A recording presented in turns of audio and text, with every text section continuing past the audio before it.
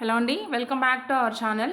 మనం ఈరోజు వీడియో వచ్చేసి బయో సైన్స్లో మెథడాలజీకి సంబంధించిన క్వశ్చన్స్ అయితే చేసుకుందాం. ఒక 50 అబౌవ్ ఉండొచ్చు ఈ క్వశ్చన్స్ అయితే. ఫస్ట్ క్వశ్చన్ వచ్చేసి, ఒక తరగతికి చెందిన కొందరి వ్యక్తుల విషయంలో సత్యమైన విషయం తరగతిలోని అందరి వ్యక్తులకు నిజం అవుతుంది. ఇది ఏ ఉపగమ పద్ధతి?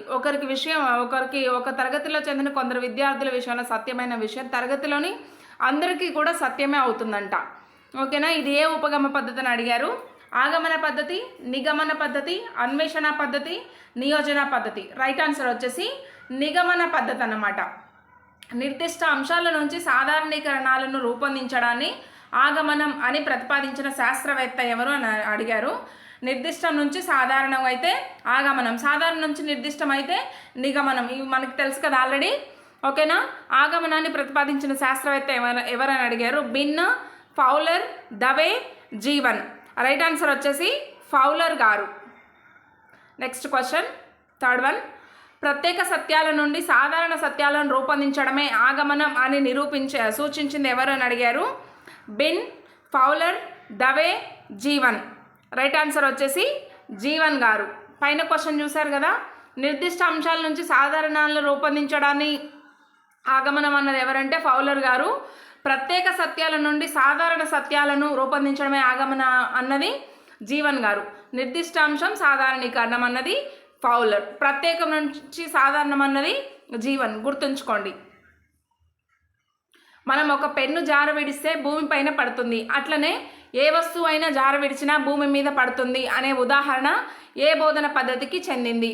ఆగమన పద్ధతి, నిగమన పద్ధతి, నియోజన పద్ధతి, పైవన్యు. రైట్ ఆన్సర్ వచ్చేసి ఆగమన పద్ధతి. నెక్స్ట్ క్వశ్చన్, క్రింది వానిలో ఆగమన పద్ధతి ద్వారా కలిగే ప్రయోజనం ఏమి అని అడిగారు. శాస్త్రీయ వైఖరి, వివేచన శక్తి, పరిశీలన అలవాట్లు, ఆత్మవిశ్వాసాన్ని పెంపొందిస్తుంది, పైవన్యు.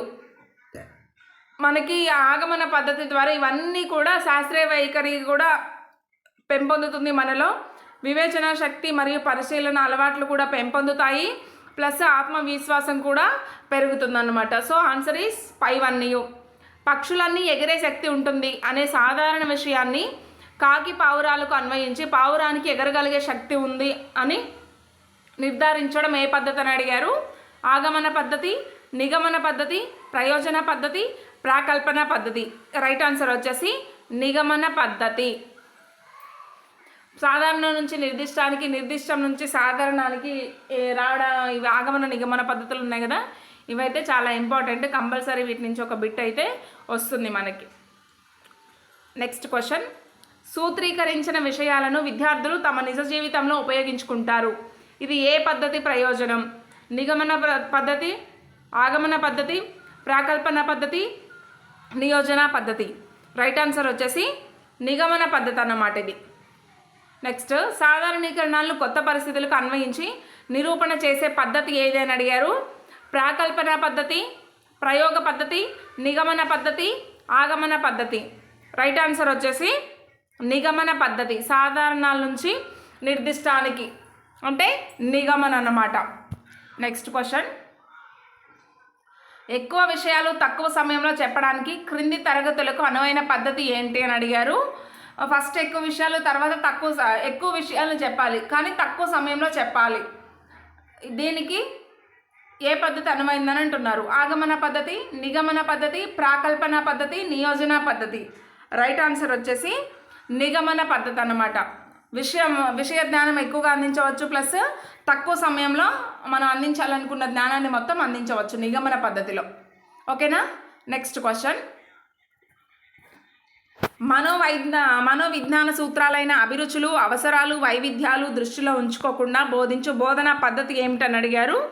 ఉపన్యాస పద్ధతి, ఉపన్యాస ప్రదర్శన పద్ధతి, 1 and 2 విద్యార్థి కేంద్రక పద్ధతులు.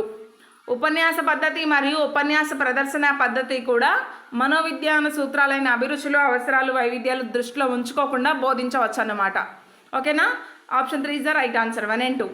లెక్చర్ అనున్నది ఈ భాష నుండి ఏర్పడిన పదం. English, Latin, Greek, Arabic. Right answer వచ్చేసి లెక్చర్ అనేది లాటిన్ వర్డ్ అనమాట. లాటిన్ భాష నుంచి ఏర్పడిన పదము. నెక్స్ట్, లాటిన్ భాషలో లెక్చర్ అనే పదానికి అర్థం ఏంటని అడిగారు.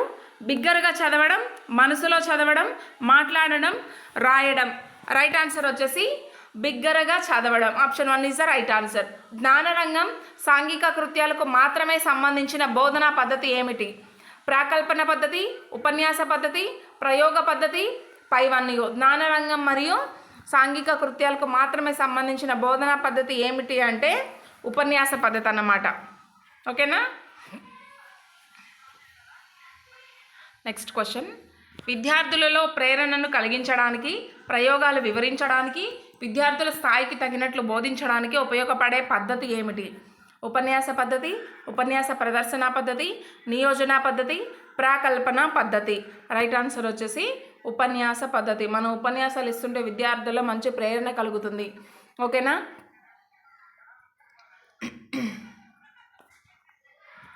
Next question.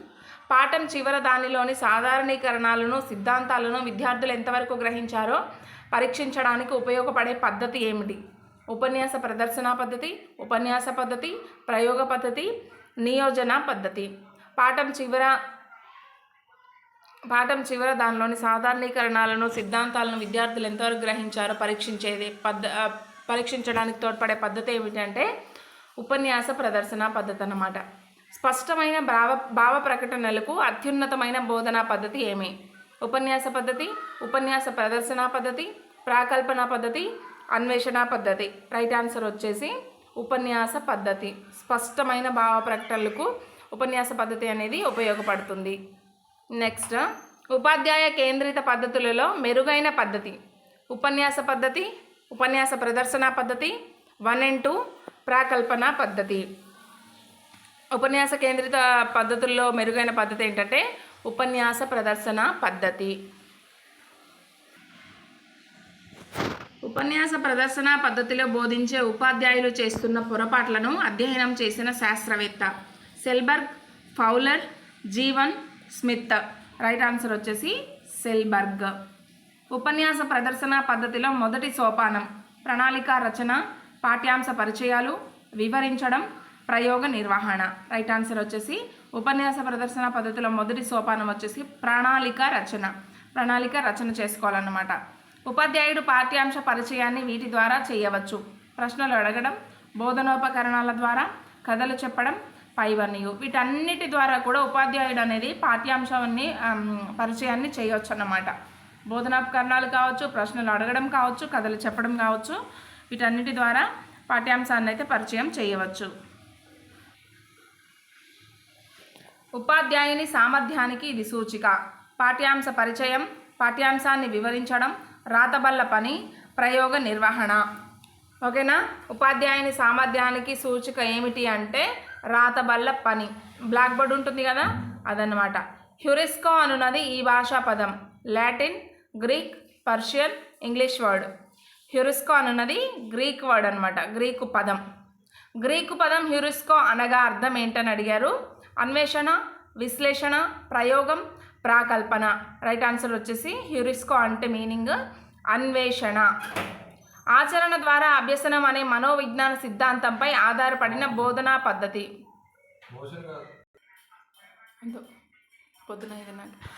ఆచరణ ద్వారా అభ్యసనం అనే మనోవైజ్ఞానిక సిద్ధాంతంపై ఆధారపడిన బోధనా పద్ధతి ఏమిటని అడిగారు.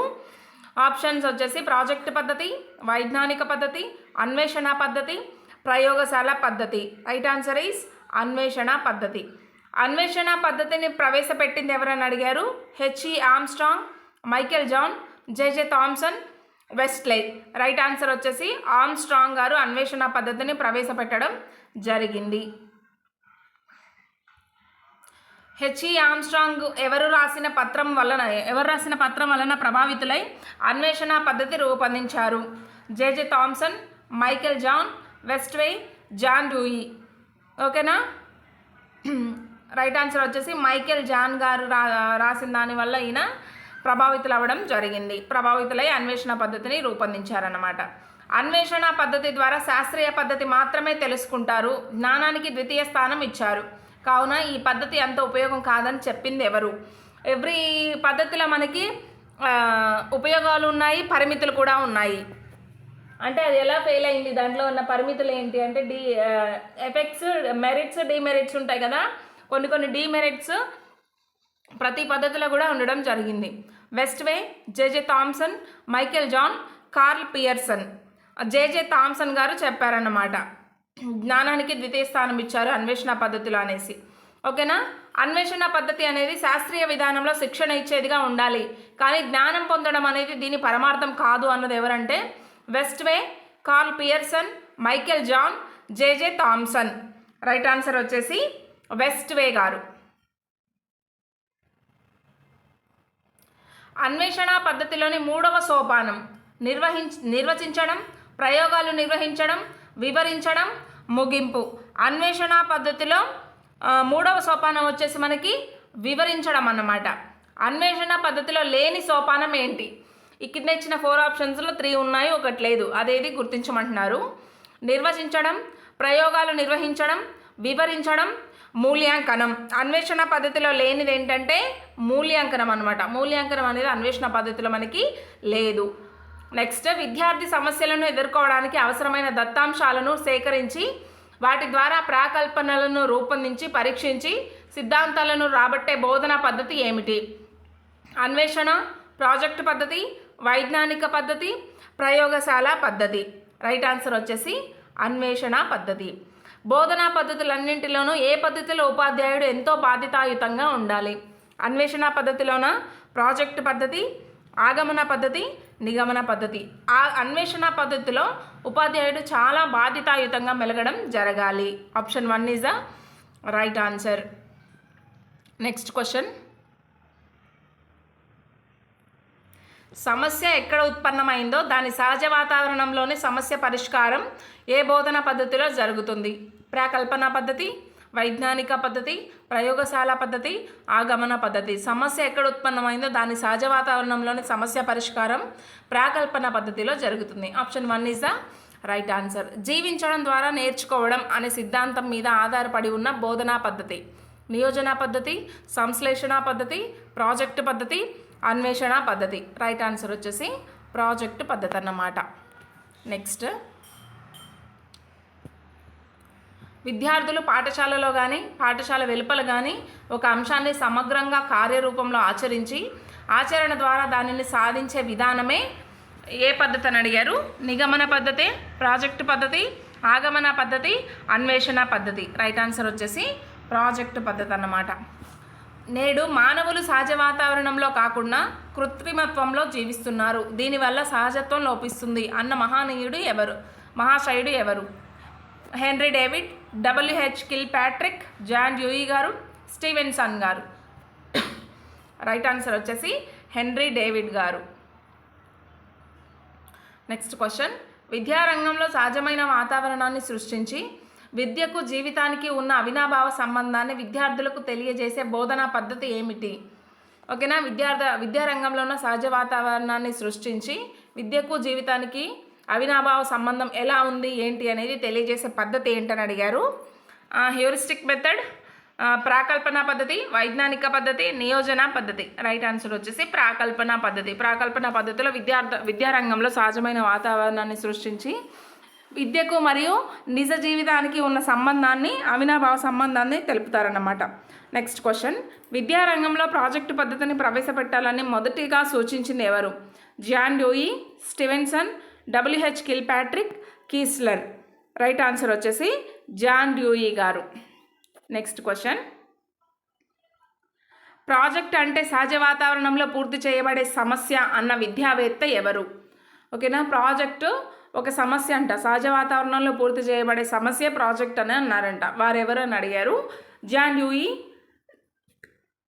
Stevenson, WH Kilpatrick, Ballard. Right answer వచ్చేసి WH కిల్పాట్రిక్ గారు ప్రాజెక్ట్ అనేది సహజ వాతావరణంలో పూర్తి చేయబడే సమస్య అని అన్నారు.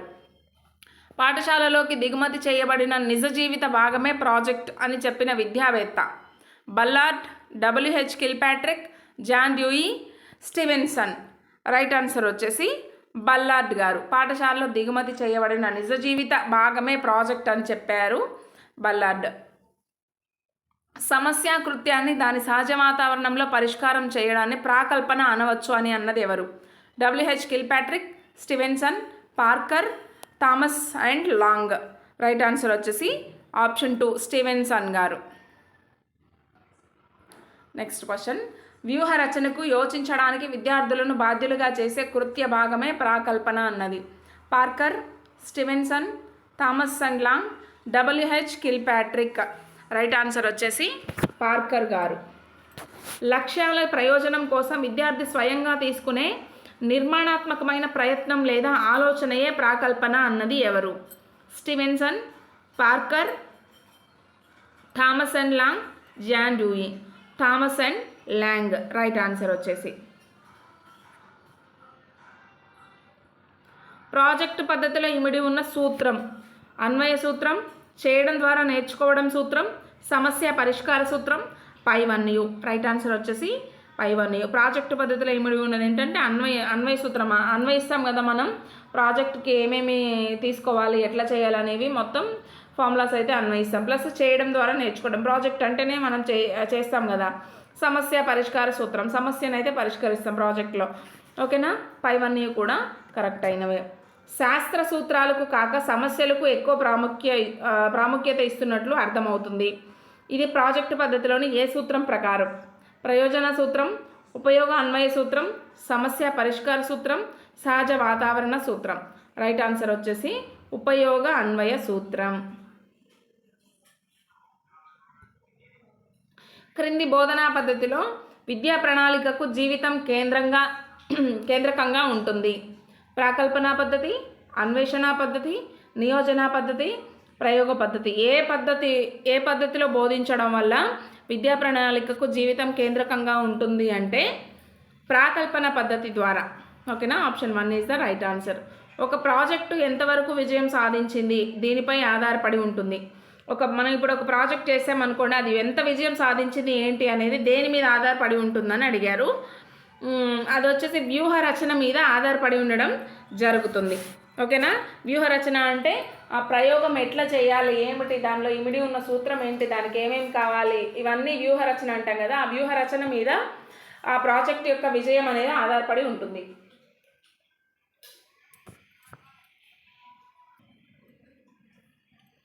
ప్రాజెక్టులను భౌతిక సంబంధమైన ప్రాజెక్టులు, మేధా సంబంధమైన ప్రాజెక్టులు అని వర్గీకరించిన వారు ఎవరు? Stevenson, Kilpatrick, John Dewey, Kisler. ప్రాజెక్టులను భౌతిక మరియు మేధా సంబంధమైన ప్రాజెక్టుగా వర్గీకరించింది ఎవరు అంటే స్టీవెన్సన్ గారు. ప్రాజెక్టులకు 6 విధాలుగా వర్గీకరించిన విద్యావేత్త Stevenson, Kilpatrick, Karl Pearson, Kisler. Right answer వచ్చేసి కిల్పాట్రిక్ గారు ప్రాజెక్టులను 6 రకాలుగా వర్గీకరించడం జరిగింది. ప్రయోగాలు చేయడం, తోటను పెంచడం. మేధా సంబంధమైన ప్రాజెక్టు, భౌతిక సంబంధ ప్రాజెక్టు, ఉత్పత్తి ప్రాజెక్టు, వినియోగ ప్రాజెక్టు. రైట్ ఆన్సర్ వచ్చేసి భౌతిక సంబంధమైన ప్రాజెక్టు. ప్రయోగాలు చేయడమైన మనం ఫిజికల్గా చేస్తాము, తోటను పెంచడం కూడా ఫిజికల్ వర్కే కాబట్టి భౌతిక సంబంధ ప్రాజెక్ట్ అన్నమాట. నమూనాల తయారీ, చిత్రాలు వేయడం, ప్రయోగాలు నిర్వహించడం ద్వారా జ్ఞానం, అవగాహన, నైపుణ్యాలు పొందే ప్రాజెక్టు. శిక్షణ ప్రాజెక్టు, సమస్య ప్రాజెక్టు, వినియోగ ప్రాజెక్టు, ఉత్పత్తి ప్రాజెక్టు. రైట్ ఆన్సర్ వచ్చేసి శిక్షణ ప్రాజెక్టు. నెక్స్ట్ క్వశ్చన్, ప్రాజెక్టు పద్ధతిలో సంసిద్ధతా నియమం ఇమిడి ఉన్న సోపానం. పరిస్థితి కల్పించడం, ప్రాజెక్టు ఎంపిక చేసుకోవడం, వ్యూహ రచన, ప్రాజెక్టు అమలు చేయడం. రైట్ ఆన్సర్ వచ్చేసి ప్రాజెక్టును ఎంపిక చేసుకోవడం. ప్రాజెక్టు పద్ధతిలో అభ్యసన నియమం ఇమిడి ఉన్న సోపానం. పరిస్థితి కల్పించడం, ప్రాజెక్టు ఎంపిక చేసుకోవడం, వ్యూహ రచన, ప్రాజెక్టు అమలుపరచడం. రైట్ ఆన్సర్ వచ్చేసి ప్రాజెక్టు అమలుపరచడం.